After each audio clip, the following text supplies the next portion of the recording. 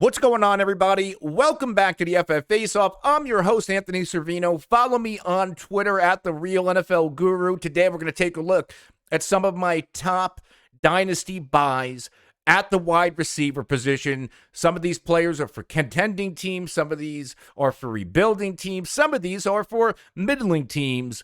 These are wide receivers you should be trading for right now before the NFL draft affects their value, if it affects their value. The first guy we're going to talk about is Tyler Lockett, and you're going to buy into Tyler Lockett if you're a contending dynasty team. He was a wide receiver at 16 last season, 14.8 fantasy points per game at keep trade cut. His value was set at a 2023 mid-second round pick. Tyler Lockett can still get the job done. Remember, he had that really good season when everybody was out on Tyler Lockett because they were making the switch from Russ to Geno Smith. And Geno Smith played exceptionally well. And that was year one of Geno in that offense. Year two in this offense. Year two with Tyler Lockett. I expect an uptick in production from all parties involved. Tyler Lockett, if you remember, from weeks 8 to 14, he had a touchdown in every game. He went on that monstrous touchdown streak. He got a lot of people in to the fantasy football playoffs. And I think we're going to see perhaps the best version of Tyler Lockett in a long time in 2023, year two with Geno Smith. Tyler Lockett, despite his age, was a number 5 receiver in separation, number 9 in average cushion. Now, he saw an uptick in a few categories, in targets, receptions, and in touchdowns, but a little bit of a downtick in yards per reception and receiving yards. If Tyler Lockett sees another 117 targets, I expect the same or better fantasy production, which again, the wide receiver 16 in fantasy points per game. Now, if you're a contending team, why wouldn't you give up a mid-second round pick for Tyler Lockett? That mid-second round pick's not going to help you win right now, where Tyler Lockett absolutely, positively will. Let's go to my second buy, and this is a buy named Chris Olave. You're going to say, Anthony, what the hell are you talking about? He's entering year 2. How is he a buy? How is he a buy low? I call Chris Olave a buy low, buy now. Well, what does that mean? Chris Olave and somebody named Seth Keller on the FF's Face-Off staff, he does a Dynasty show. He brought this up to me.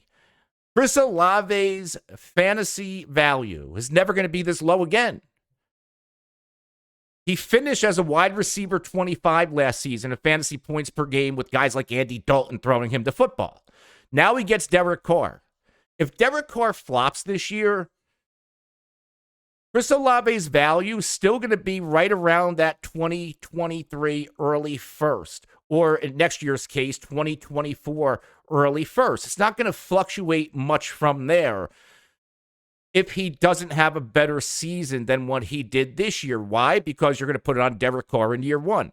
But if Derek Carr and Chris Olave pop, Chris Olave's fantasy value is going to go higher, which means now is the best time to buy into Chris Olave.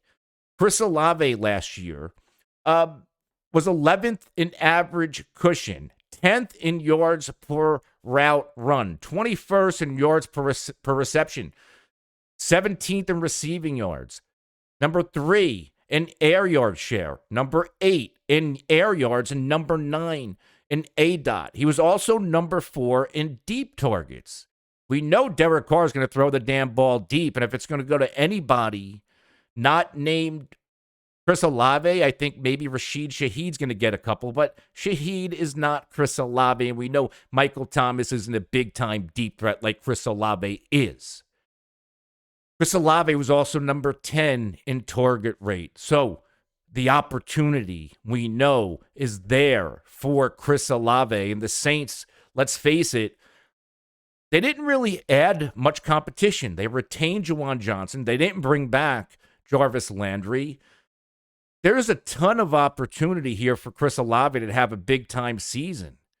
Go buy into Chris Olave now, because at worst, you get the same as what you got last year, which was one spot out of the wide receiver 2 tier in fantasy points per game.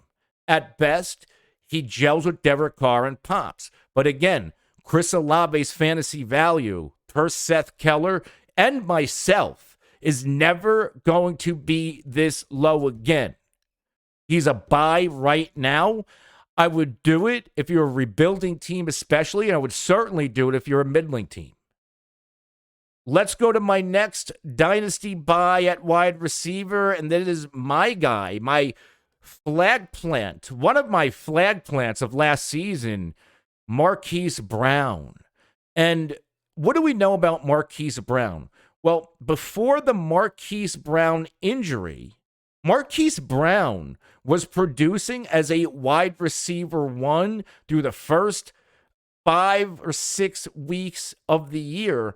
And then he got hurt, missed a bunch of games, didn't come back until week 12. And when he came back, DeAndre Hopkins was back. And he wasn't really the same. Speaking of Marquise Brown, he wasn't the same because, well, the quarterback play took a downfall without Kyler, and DeAndre Hopkins was commanding most of the opportunity. But what do we know? When DeAndre Hopkins wasn't there, Marquise Brown was phenomenal. Marquise Brown in week 2, 11 targets, week 3, 17, week 4, 11, week 5, 10, week 6, 8. 9 targets. And then coming off the injury, he didn't see double-digit targets again, 8, 8, 8, 6, 9, 4 to finish the year.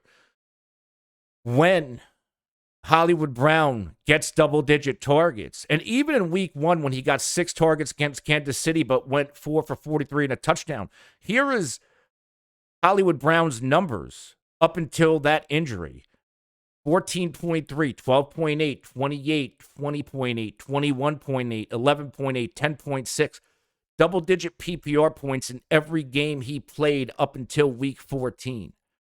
And what do we know?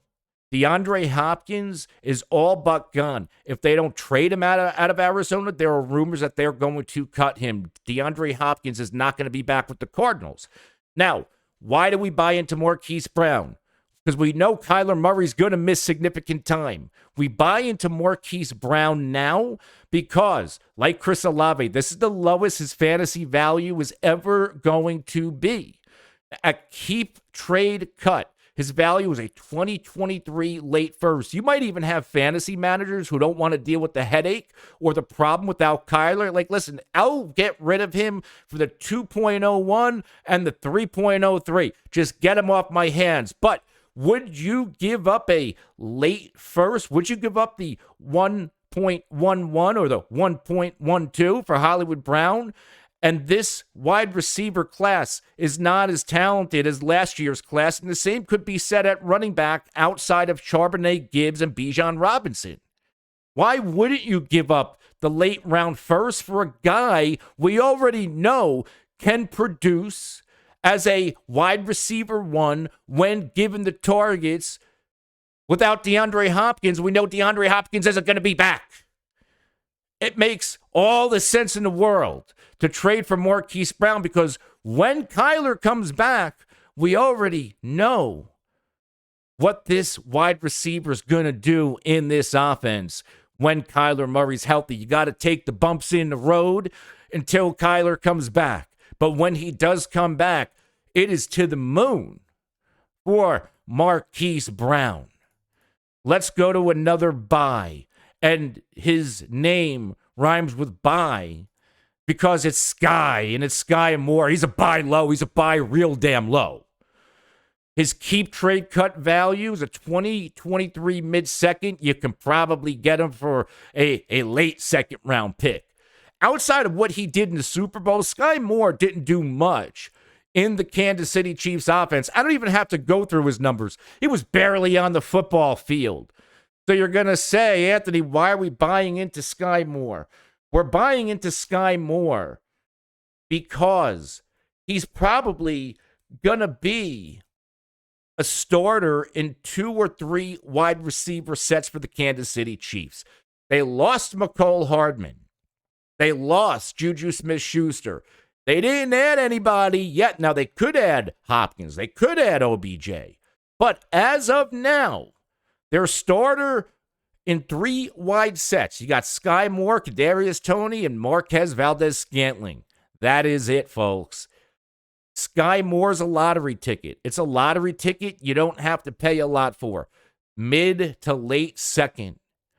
Maybe even cheaper if the Skyy Moore manager's like, listen, this guy isn't anything. They barely use him. I don't care if he's going to be the starter. I just want to get a pick, start over again. You could be the benefactor of somebody who's completely out on Skyy Moore.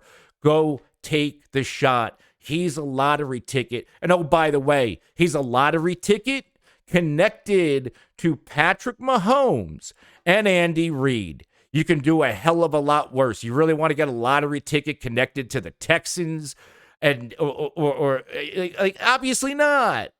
Go get the guy expected to start before the NFL draft, at least, with Patrick Mahomes and in the Kansas City Chiefs offense.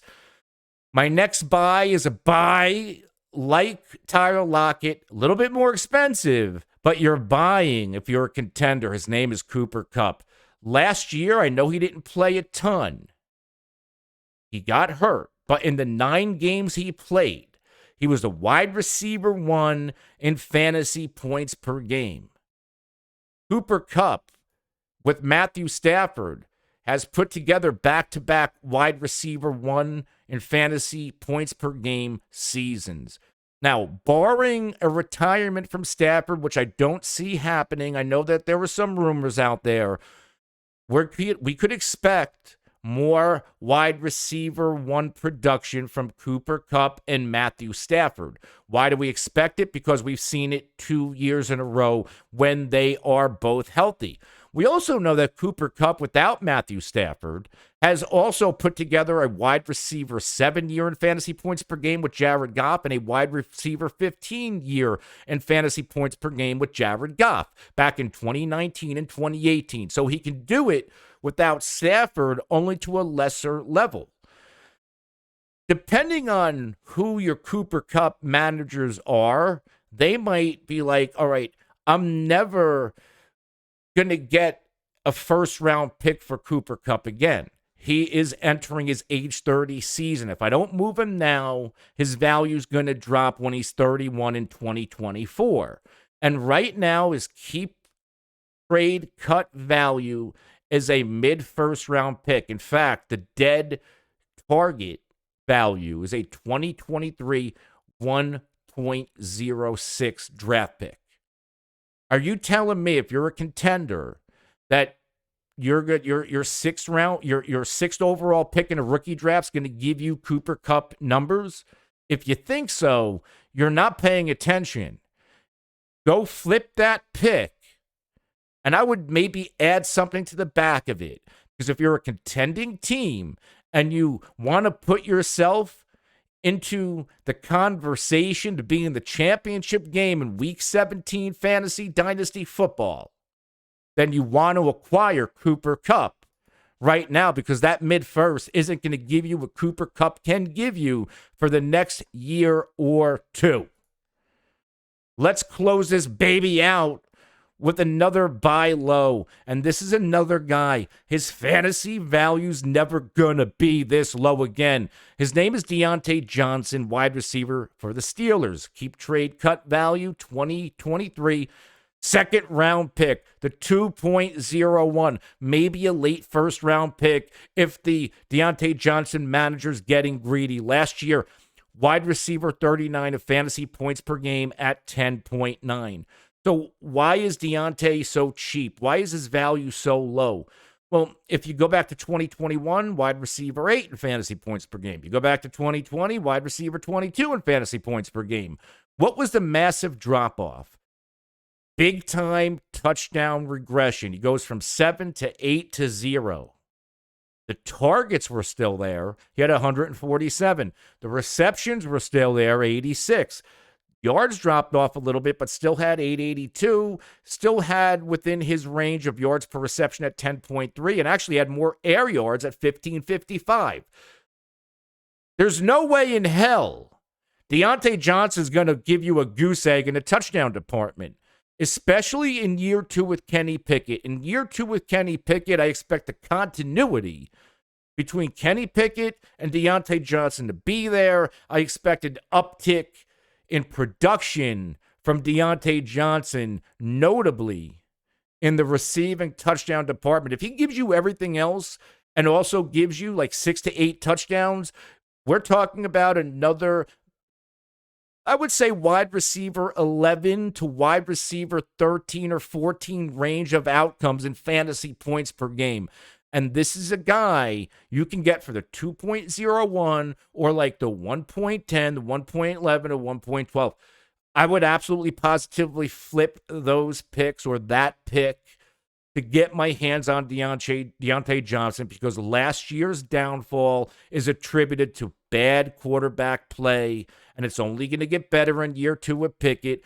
And it's an outlier. We know Diontae Johnson is better than 10.6 fantasy points per game. We know that because the 2 previous seasons, he's given us 14.8, 17.2. The targets were there. The receptions, it was all there except the touchdowns, which will be back in 2023. All right, guys, this is another phenomenal episode of the FF Face-Off. If you liked anything in this video, hit the like button, hit the subscribe button, the notification icon. You can be notified anytime I am live to answer your questions or to when I drop more content just like this. Until next time, have a good night.